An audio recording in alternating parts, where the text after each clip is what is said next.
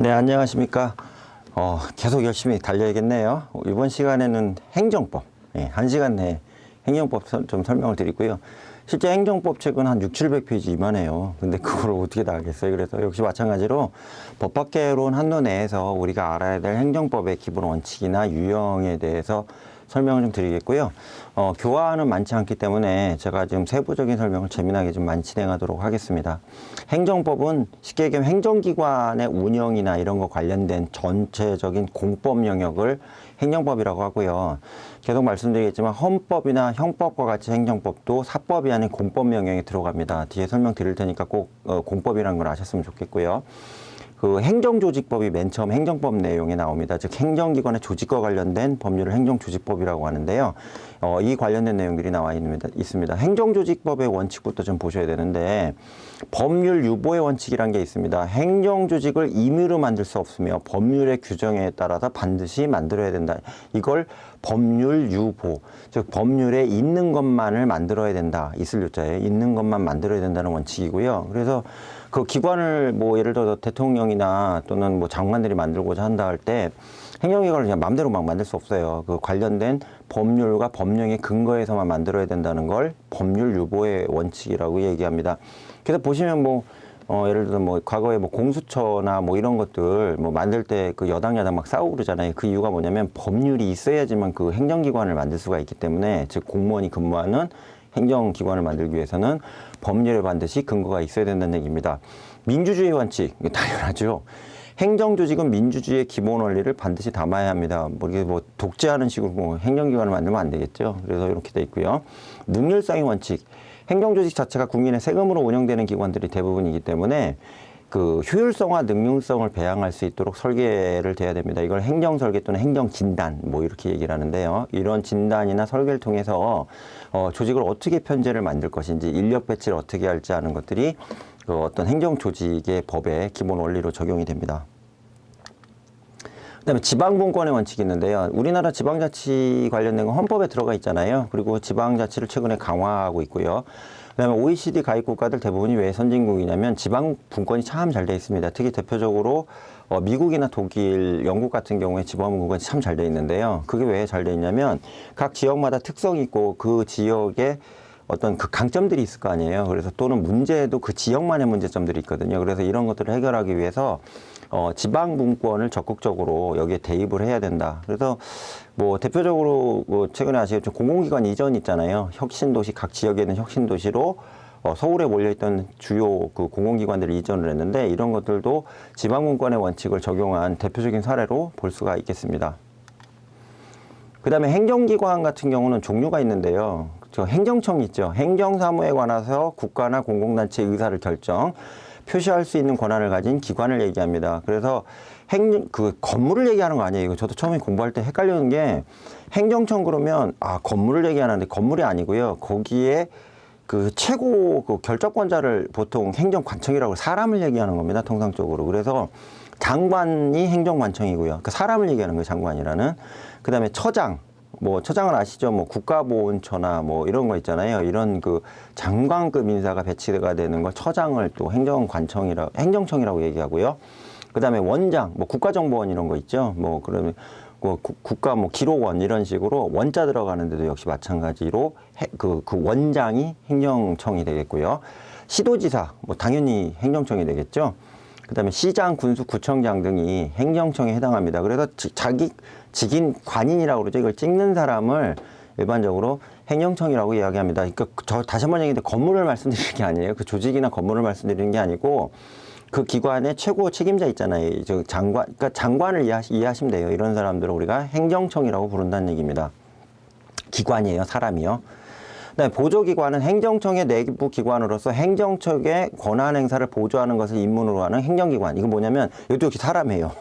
사람이에요. 그래서 뭐냐면 그 시장 군수 밑에 보면 과장도 있고 국장도 있고 하잖아요. 이런 공무원 있죠. 공무원 중에 그 장자 이름이 들어가 있는 분들 있잖아요. 이런 사람들이 자기 명의로 해서 공문도 발송하고 행정의 주도적인 역할을 하기 때문에 이런 사람들을 보조기관이라고 행정조직법에서는 이야기합니다. 다시 한번 말씀드리는데 건물이나 조직을 얘기하는 게 아니고 그 직위를 맡은 사람을 이야기한다는 걸 암기하셔야 됩니다. 그래서 장관 밑에 장관이 행정청이잖아요. 그럼 장관 밑에 우리 선생님들 상식으로 누가 있어요? 차관이 있죠. 그러니까 보조기관으로서 차관이라는 사람 직위 자체가 존재하고요. 이 사람이 보조기관이라는 얘기죠. 그 다음에 시도나 뭐 부에 보시면 국장, 뭐 과장, 계장 또는 팀장이라 부르잖아요. 이런 사람들도 역시 보조기관으로 행정조직법에서 본다는 얘기입니다. 설명을 장황하게 하는 이유는 자꾸 건물이나 조직하고 헷갈리실까 봐 그래요. 사람을 이야기합니다. 그 다음에 자문기관과 집행기관, 의결기관이 있는데 이건 행정기관의 성격을 얘기하는데요. 자문기관은 뭐냐면 말 그대로 행정청에 대해서 의견을 제시하는 것을 주된 임무로 하는 행정기관을 얘기를 합니다. 그래서 심의회, 위원회, 조사회 이런 그 위원회 있잖아요. 이걸 갖다가 자문기관이라고 얘기를 합니다. 그 다음에 집행기관은 행정청의 의사결정을 집행하는 행정기관. 다시 말하면은 실제로 그 업무를 맡겼을 때 업무를 담당하는 공무원 있잖아요. 이런 사람을 집행기관이라고 이야기를 한다는 얘기입니다. 공무원을 얘기를 하는 거예요. 사람을 얘기하는 거예요. 이것도. 그래서 경찰청장이 뭐예요? 아까 이게 행정청이잖아요. 그러면 세부로 단속하고 범인 잡으러 다니는 경찰관들이 있을 거 아니에요. 경찰 공무원들. 이런 사람들이 그 경찰청장이 집행기관이라고 놓으시면 된다는 얘기입니다. 의결기관은 아시겠죠? 뭐 국회도 있고요. 시의회, 도의회도 있고요. 그 다음에 뭐 군의회도 있고요. 구의회도 있겠죠. 이런 식으로 의결을 통해 갖고 뭐 이런 것들을 해결하는 이런 의결 관련된 기관들을 의결기관이라고 하고요. 행정심판위원회나 지방교육위원회 같은 경우가 대표적인 의결기관에 해당됩니다. 그 다음에 그 감사기관은 뭐냐면요. 그 감사 업무를 담당하는 그 시기하면 기관을 얘기하거나 또는 공무원을 얘기해요. 그래서 대표적으로 이제 그 감사원 같은 경우 대표적인 감사기관에 해당되겠죠. 공기업이나 공공시설 기관 같은 경우 뭐라고 얘기하냐면 그러니까 국가에서나 또는 지방정부에서 운영을 하고 있는 그러니까 공적인 영역의 어떤 기업이나 또는 시설관리공단 뭐 이런 것들 전부 다 그 공기업 또는 공공시설 기관이라고 얘기합니다. 대표적인 국립대학 아시죠? 이게 여기에 해당되고요. 그다음에 공공도서관, 그러니까 나라에서 운영하는 도서관들 있죠. 민간에서 운영하는 도서관 제끼고요. 그다음에 국립병원, 국립공원 등이 여기에 해당합니다. 부속기관은 행정기관의 부속하에 얘를 완전 지원 업무만 담당하는 게 있는데 대표적으로 국립과학수사연구원 아시잖아요. 이건 뭐예요? 경찰에서 수사를 할 때 수사에 대해서 과학수사를 완전 전담으로만 지원하는 기관들이 있죠. 이런 것들을 이제 국립과학수사연구원 같은 경우는 부속기관이라고 보통 이야기를 합니다. 그 다음에 자치행정조직법이 있는데 자치행정은 지방자치를 얘기하겠죠. 여기서 자치행정조직법은 이제 행정조직법 중에 지방자치만을 영역을 따로 설명을 하는 건데요. 그 원리가 있어요. 자치행정조직법 관련돼서는 원리가 있다는 얘기입니다. 첫 번째가 뭐냐면 주민자치 원리가 있는데 이 주민자치 원리하고 단체자치 원리는 약간 그 대척점에 있어요. 서로 상반되는 개념이라고 좀 이해하시면 됩니다. 그래서 주민자치 원리는 영미법계 국가에서 주로 많이 쓰는 거고요. 지방행정은 중앙정부의 간섭으로부터 배제되고 독립해야 된다는 철저한 지방자치 분권의 원리가 주민자치 원리라고 이해하시면 되겠습니다. 정치적으로 완전히 분리가 돼 있어서요. 중앙정부의 권한은 중앙정부의 권한이 있고요. 그다음에 지방자치단체의 권한에 대해서는 중앙정부가 개입을 못하도록 하는 철저한 자치제도를 시행하고 있습니다. 대표적인 게 뭐 아시겠지만 미국 같은 경우 주정부 파워가 일반 국가하고 거의 똑같다고 보셔야 되잖아요. 국방하고 외교, 뭐 무역 관련된 거는 뭐 중앙정부, 미 연방정부에서 관할하지만 지방자치에 대해서는 철저하게 자치단체에 맡기고 있다는 얘기입니다. 심지어 경찰 같은 경우 아시다시피 캠퍼스 폴리스가 따로 있잖아요. 즉 대학의 경찰서가 따로 있어요. 그래서 대학 외로 나가는 경우에는 대학 외에 있는 시나 군에 있는 경찰이 관할하고요. 대학 안에서 발생하는 범죄 사건은 그 경비 업체가 아니에요. 캠퍼스 폴리스라고 그래서 그 안에 있는 경찰이 따로 조직이 돼 있어요. 심지어 대학까지도 경찰이 자치화돼 있다는 얘기입니다. 그러니까 이런 식으로 하는 것들을 주민자치 원리라고 얘기하고요. 단체자치 원리는 이게 독일이나 프랑스와 같은 대륙법계 국가에서 주로 사용하는 개념인데요. 국가로부터 독립된 지방정부를 설치하고 법률적으로 독립을 받은 상태에서 지방자치를 구현하는 겁니다. 이게 뭐냐면 주민이 주가 아니고요. 지방정부가 주가 된다고 보시면 돼요. 그렇게 이해하시는 게 간단하십니다. 그래서 내용은 비슷한 것 같은데 차이점이 뭐냐면 이 영미법계는 주민자치, 즉 주민들이 결정한 바에 따라서 자치제도를 만들어준다 이런 개념이고요. 그 다음에 독일이나 프랑스와 같은 대륙법계 국가는 옛날에 왕정 때 뭐 치고받고 싸우다 보니까 그러니까 영주의 권한을 인정해 주다 보니까 그 지역에 그 주가 가지고 있는 그 뭐라 그러죠? 그 독립성에 대해서 인정하는 거죠. 저 주민의 자치권을 인정한다기보다는 그 주체를 지방 정부를 주체로 보는 게 단체 자치의 원리란 얘기입니다. 약간 상호 충돌되는 부분은 좀 있어요. 근데 내용은 사실은 거의 비슷합니다.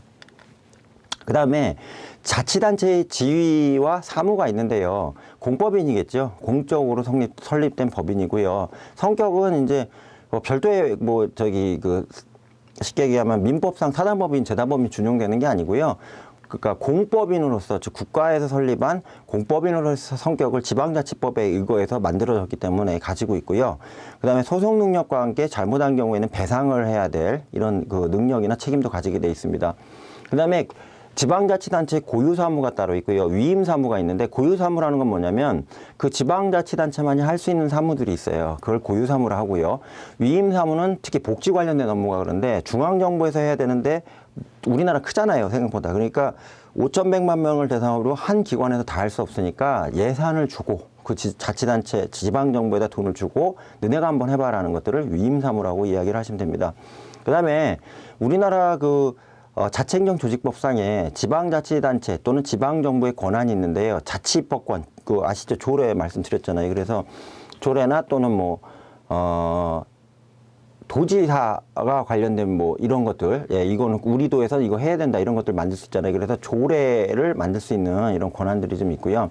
그 다음에 자치조직권, 그러니까 자치단체 내에서 또는 지방정부 내에서 조직구조를 개편을 하거나 인사이동을 시킬 수가 있는 이런 권한들을 가지고 있고요. 자치행정권, 자치재정권, 자치계획권, 자치인사권을 가집니다. 근데 문제는 아시다시피 이게 우리나라 대부분 지방정부가 그 재정자립도가 20% 평균 20에서 25% 사이에요. 일부 울산이나 창원시 같이 재정자립도가 80% 넘어가는 데도 있는데 대부분의 군단위나 시단위 같은 경우는 국가에서 지원비를 안 주면 운영되기 좀 어려운 부분들이 있거든요. 그래서 이게 지금 법상으로는 이렇게 돼 있지만 실제로는 나라 돈을, 중앙정부 돈을 받아가지고 운영되는 경우가 허다하기 때문에 이게 이제 독립성이 돈 문제로 인해서 예산의 배정 문제로 인해서 좀 훼손되는 부분이 있다. 이건 좀 비판적으로 말씀드릴 수 있습니다. 자치단체의 종류가 있는데요. 보통 지방자치단체하고 특별지방자치단체가 있습니다. 이거 시험에 많이 나와요. 우리나라에 있는 그 시, 군, 구, 도, 특별시, 특별자치도 있잖아요. 전부 다 선생님들 아시는 지명은 보통 지방자치단체로 보셔야 됩니다.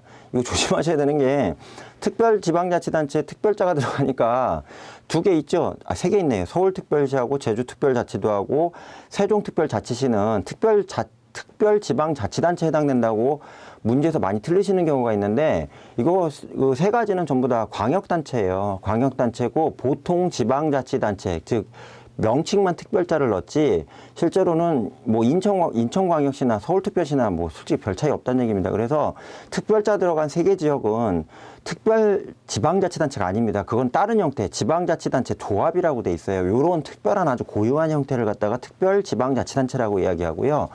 우리 선생님들께서 아시는 세 가지의 특별자 들어가는 광역단체는 전부 다 보통 지방자치단체에 들어갑니다. 그래서 여기 나와 있죠. 세종, 제주, 그다음에 서울은 전부 보통 지방자치단체, 그중에 광역단체에 해당한다는 것을 제가 누누이 강조드리지만 실수 안 하셨으면 좋겠습니다.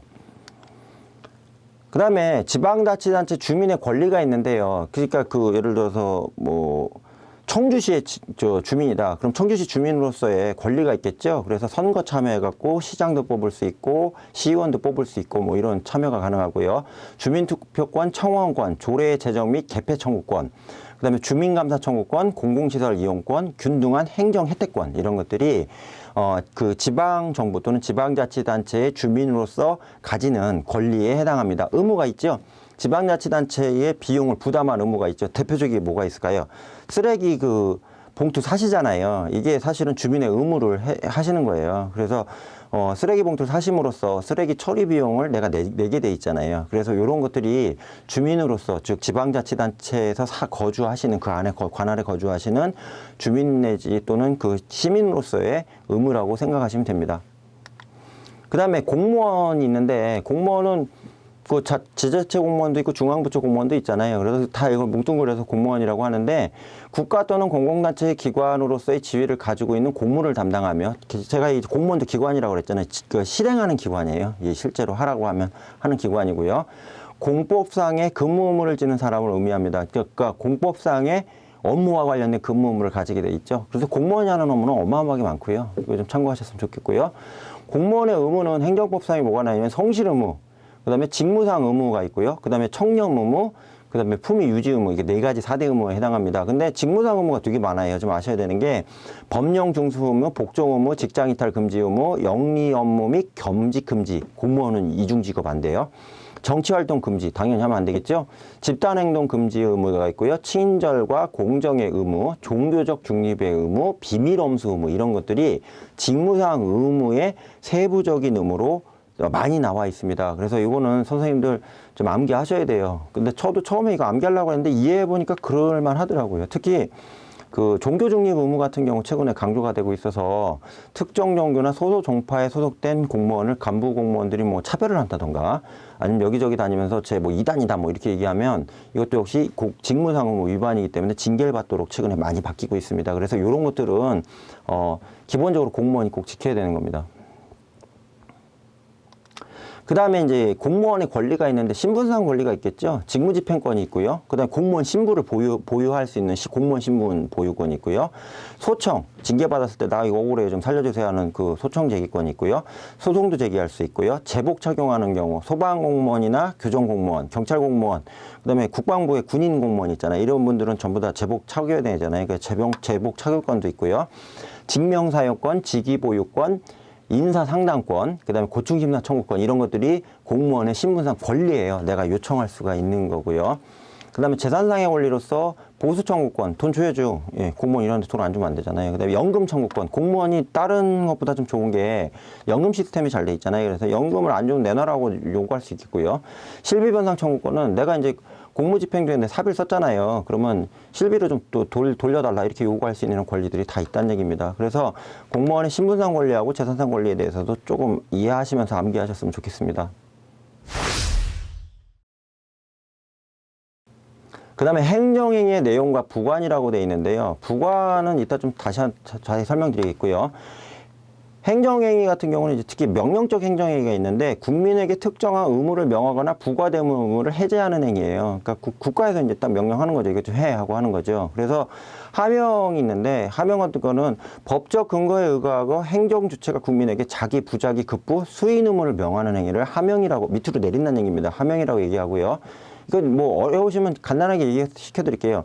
불법 행위를 하나 업소에 대해서 영업정지 처분하는 경우 있잖아요. 예를 들어서 뭐 퇴폐 영업을 한 노래방이 있다. 그럼 거기 가서 너 미안하지만 뭐 한 달, 뭐 100일 업무하지 마, 영업 정지해라. 이렇게 얘기하는 경우 있잖아요. 이거 뭐예요? 영업을 하지 말라니까 하지 말라는 게 부작위죠. 즉 영업에 대한 부작위를 명령하는 거 아니에요. 이런 것들을 명령적 행위, 행정행위 중에 하명이라고 일반적으로 이야기를 합니다. 그 다음에 허가가 있어요. 명령적 행정행위 중에 허가가 뭐냐면 적법하게 금지에 대한 행위를 할 수 있도록 해주는 행정행위를 허가로 합니다. 대표적으로 뭐가 있을까요? 수렵 허가 아시죠? 그러니까 총 들고 산에 함부로 올라가면 안 돼요. 멧돼지 잡으러 가는 것도 수렵 기간이 있어요. 일반적으로 총을 들고 산에 가서 총질하는 건 다 불가능해요. 법으로 불가능하게 돼 있는데 예외적으로 총기를 합법적으로 이 총포 면허를 가진 자가 교육을 받고 그 다음에 수렵 허가 기간 있잖아요. 요때는 해도 돼. 가서 멧돼지하고 잡아와, 고라니 잡아와 이렇게 해서 허가를 해준다는 얘기. 하지 못하는 행위를 하도록 일부 열어주는 행위를 허가라고 이야기한다는 얘기입니다. 이해되셨죠? 수렵 허가예요. 면제는 법령에 의하고 국민에게 명한 자기, 수인, 급부 의무를 해제해주는 행정행위를 면제라고 합니다. 그러니까 면제가 뭐가 있을까요? 예를 들어서 뭐 이런 거 있죠. 대표적인 게 저 뭐 비유가 될지 모르겠지만 이런 거 있잖아요. 그러니까 예를 들어서 대중교통 비용을 제가 내야 되잖아요. 지하철 아침에 막 이렇게 찍고 막 그 카드 찍고 지나가야 되는데 최근에 모 지자체에서 너무 미세먼지가 심하기 때문에 미세먼지가 심한 날은 아침 출근 시간하고 저녁 퇴근 시간에 뭐 하지 말라고 그랬어요. 대중교통요금 즉 그 나라에다 내는 일종의 준세금이죠. 이거를 내지 않도록 해주는 제도 있잖아요. 이런 것들은 이제 면제제도라고 보면 됩니다. 즉 내가 뭘 해야 되는데 안 해도 돼. 이런 식으로 밑으로 이게 하지 말라고 하는 행위들을 면제행위라고 할 수 있습니다. 그다음에 형성적 행정행위가 있는데요. 법률상의 힘이나 포괄적 법률 관계 등을 형성시키는 행정행위를 말합니다. 대표적인 특허가 있겠죠. 특허 하시니까 바로 이해가 되시죠? 그래서 특정인에게 법률상의 힘을 설정하여 주는 행위예요. 즉 예를 들어서 제가 이걸 개발을 했다. 이런 펜을. 그럼 이게 해갖고 특허청에 가서 이거 내가 개발했는데 이거 나 이외엔 쓰지 못하게 해주세요. 그럼 그래, 이 펜은 무조건 너에게 귀속된다. 이렇게 해주는 걸 특허제도 아니에요. 이런 것들을 그 형성적 행정행위, 특허권을 나한테 만들어주는 거란 얘기입니다. 그래서 이걸 특허행위라고 하고요. 그다음에 인가권자의 인가행위가 있는데 그 뭐냐면 이거를 하도록 그래 너 승인해줄게, 이거 해봐, 네가 규정이 다 맞았기 때문에 이걸 할 수 있도록 너한테 권한을 주겠다 하는 것들을 인가행위라고 하고요. 공법상의 대리는 행정청이 제3자의 행위를 대신하여 같은 효과를 얻는 행위를 일반적으로 얘기합니다. 이게 뭐냐면 공법인의 임직원 임명 있잖아요. 그러니까 뭐냐면 공법인에서 임직원을 임명을 해야 되는데 이 임명권을 누가 가지고 있어요? 원래는 그 행정의 최고 책임자가 하게 돼 있잖아요. 예를 들어서 행정안전부 소속된 기관이 있는데 거기 기관에 있는 사람 다 누가 임명권을 가지고 있어요? 기본적으로 행정안전부 장관이 가지고 있겠죠. 근데 장관이 산하기관까지 전부 다 어떻게 인사를 해요? 그런 경우에 어떻게 해요? 그 공법상 대리행위라는 얘기죠. 그 산하기관의 기관장한테 네가 인사를 해라, 이렇게 해서 대리권을 준다는 얘기입니다. 이런 것들을 공법상의 대리행위라고 합니다. 그 다음에 준법률적 행정행위가 있는데요. 법률적 의사표시 이외에 정신적 작용을 요소로 하는 이런 행위가 있습니다. 법률에 의한 바대로 효과를 나타내고자 하는 행정작용을 의미한다는 얘기입니다. 이것도 헷갈리시죠? 간단하게 말해서 확인이 대표적인 준법률적 행정행위에 해당합니다. 행정법 관계 유무나 정보에 대해서 문의나 다툼이 있을 경우에 이에 대해서 행정청이 공식적으로 확정하는 행위 있잖아요. 예를 들어서 A하고 B하고 담벼락 가지고 싸움이 발생하는데 이런 경우에 이 담벼락은 내가 만들었고 땅은 저쪽 건데 이 경우 담벼락은 누가 써야 됩니다, 이렇게 물어보는 경우 있잖아요. 이런 경우에 그 법률을 확인하는 거예요. 행정관청에서 확인해갖고 법에 보니까 이거는 땅 주인 거다, 아니면 담벼락을 쌓은 사람 거다, 이런 식으로 정리를 해주는 거 있잖아요. 이거를 그 준법률적 행정행위로 해서 확인이라고 해줍니다. 즉 법률을 분석하거나 또는 법률의 규정이 없는 경우에 정확하게 내용을 파악을 해서 선례나 관행상으로 이렇게 해야 된다고 정리해주는 거 있잖아요. 이거를 확인행위라고 합니다. 그 다음에 공증 아시죠? 공증도 많이 아시잖아요. 그래서 특정 사실 또는 법률관계 정보를 공식적으로 증명해주는 행위 있잖아요. 그래서 이것만 해주는 데를 뭐 공증법인이라고도 하고요. 그 공증 과정은 아시다시피 법원에서 많이 해주잖아요. 그래서 이 공증이라는 것은 공적으로 인정해주는 것을 공증이라고 합니다. 통지는 특정인 또는 불특정 다수를 대상으로 특정 사실을 알리는 행위 있잖아요. 예를 들어 분묘 개장 같은 경우가 이제 뭐 최고적 통지라고 할 수가 있는데, 개장 공고하잖아요. 왜? 어떤 땅을 개간해야 되는데 그 분묘가, 주인이 없는 묘가 몇십 개가 나왔으니 이걸 좀 가져가시던가 아니면 우리가 다 분쇄해갖고 따로 보관할 때 이렇게 찾아가라, 이런 통지라는 행위 있잖아요. 이런 것들이 있고요. 수리, 타인 행위를 유효한 것으로 받아들이는 행정행위. 즉 상대방이 무슨 의사표시를 했는데 접수를 해서 그래 우리가 수리해줄게 하면 그걸 인정하는 걸로 된다는 얘기입니다. 이런 것들을 행정법상의 준법률 행위 중에 수리라고 따로 부릅니다. 그 다음에 행정행위 부관이 나오는데요. 부관이라고 해서 저도 처음에 행정법 공부할 때 이게 뭐야 그런 거예요. 보통 군사용어죠. 지휘관이 있으면 지휘관 밑에서 도와주는 사람 보통 부관이라고 얘기하잖아요. 그런 뜻 아닙니다. 붙을 붙자에다가 약속의 관자 이런 개념이에요. 이걸 전관할 때 정관의 관자 있잖아요. 그걸 갖다 쓰는 게 부관이라고 합니다. 행정행위의 효과를 제한하기 위해서 주된 의사표시에 부과된 종된 의사표시, 일종의 조건이라고 보시면 됩니다. 이걸 갖다가 부관이라고 합니다. 그래서 이 부관의 내용에는 지금 처음부터 세 가지가 나오는데 조건, 기한, 부담이 있습니다. 조건은 뭐냐? 행정행위 부관에는 정지조건과 해제조건이 조건이 해당되는데요. 이 조건이란 건 뭐냐면 이거가 걸리면은 정지한다, 스톱한다, 이런 개념이고, 이거 하면 해제한다는 조건을 붙이는 걸 부관으로서의 조건이라고 이야기하고요. 기한이라는 건 뭐냐면 기한의 도래, 즉 1월 5일까지 한다 그러면 1월 5일이 딱 왔어요. 오는 순간에 어떻게 해요? 효력이 발생하거나 효력이 없어지거나 이렇게 하겠죠. 그래서 당연히 행정행위의 효력이 발생하는 시기로서의 기한이 부관으로 붙는 경우가 있고요. 그 다음에 당연히 효력이 상실하는 종기로서의 기한이 부관으로 붙는 경우가 있다는 얘기입니다. 그래서 부관이란 거는 우리 사회적 표현으로는 그냥 조건 정도로 이렇게 이해하시면 편하실 것 같습니다. 부담은 뭐냐면 행정행위의 효과를 받는 제3자에게 특별한 의무를 부과하는 부관을 부담이라고 한다는 얘기입니다. 그러니까 예를 들어 이게 이렇게 되면 넌 뭘 해야 된다. 이게 부담에 해당된다는 얘기죠. 대표적으로 뭐가 있을까요? 납세의 부담이 대표적인 부과안에 해당됩니다. 우리가 복권 당첨돼서 예를 들어 100억짜리 딱 당첨됐잖아요. 그럼 그 돈 다 내 건 줄 알죠? 아니에요. 거기에 조건이 있어요. 100억을 딱 내가 하게 되면 뭐 이것저것 많이 내야 돼요. 뭐 개인 소득세도 내야 되고 모두 내야 돼 갖고 실제로 저희 얘기 들어보니까 100억 정도 당첨되면 30~40%를 세금으로 내게 돼 있는데 세금 항목은 여러 가지가 있죠. 이게 뭐예요? 행정행위 효과, 즉 복권 당첨의 효과를 받는 제3자에게 의무를 부과하게 돼 있잖아요. 이런 것들을 부담이라고 보통 이야기를 많이 한다는 얘기입니다.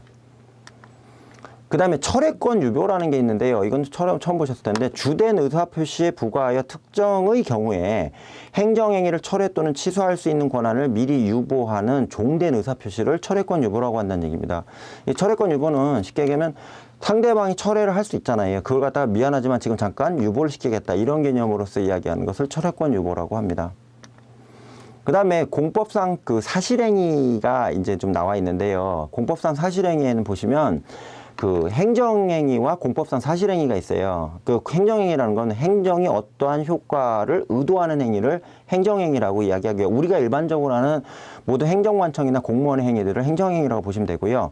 공법상 사실행위는 어떠한 결과의 실현을 목적으로 하는 행위를 일반적으로 공법상의 사실행위라고 합니다. 공법상 사실행위는 공무원이 했다기보다는 그러니까 쉽게 얘기하면 공적인 집행을 통해서 어떤 일이 진행이 됐는데 쉽게 얘기하면 사람을 대상으로 한다는 게 아니고요. 어떤 물적인 걸 대상으로 해서 목표를 달성하는 경우가 있습니다. 대표적으로 제설 작업에 해당되는데요. 제설 작업은 관청에서 하잖아요. 공무원들이 제설 작업 많이 하거든요. 일반 저희 국도 같은 경우에요. 그럼 공무원이 행정적인 행위를 하긴 하죠.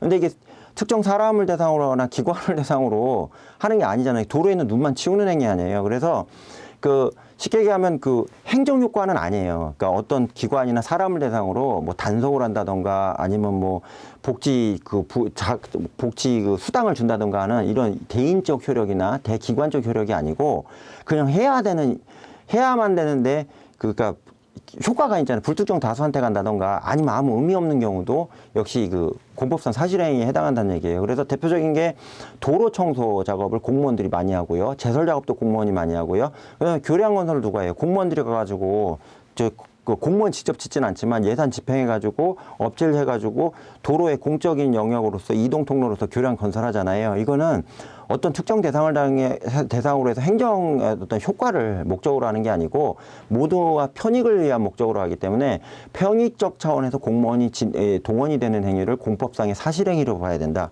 좀 설명이 어렵긴 한데 제가 최대한 쉽게 설명드렸어요. 그 다음에 공법상의 사실행위 중에 이 두 가지가 있어요. 뭐냐면 이제 권력과 비권력으로 좀 나누는 개념이 있는데요. 권력적 사실행위는 공권력의 행사로서 이루어지는 행정상의 강제 집행을 권력적 사실행위라고 놓고 보고요. 비권력적 사실행위는 사실행위로서 행정지도가 대표적인 예다. 이렇게 설명이 되어 있습니다. 행정지도는 뭐예요? 안 하면 그 사람한테 뭐 과태료를 때린다든가 벌금을 때린다든가 고발 조치한다든가 이런 걸 하지 않고요.